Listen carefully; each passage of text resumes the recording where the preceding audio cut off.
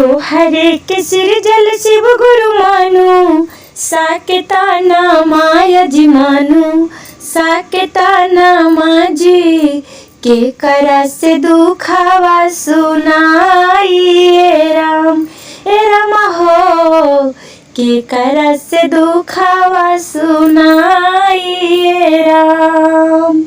आबते तहाली शिव गुरु तोहा, रो मंदिरा बाया जी तोहा, रो मंदिरा बाजी। सासु ननदिया ताना मार लियो ए राम हो, सासु ननदिया ताना मार लिए राम।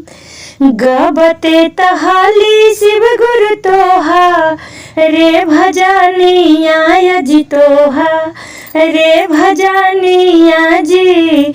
गोतनो बरुनिया कहना चानिया ए राम हो, गोतनो बरुनिया कहना चानिया ए राम।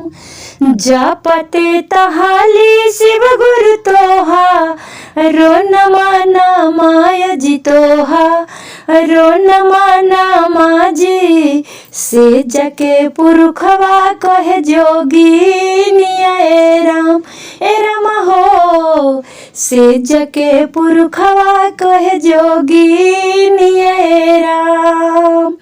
काथी के रनैया शिव गुरु काथी के खेबाइया जी, काथी के खेबाइया जी। के करा से दुखावा सुनाई ए राम, के करा से दुखावा सुनाई ए राम। सत के रनैया सिसिया सते के खेबाई आगे, सते के खेबाई आगे।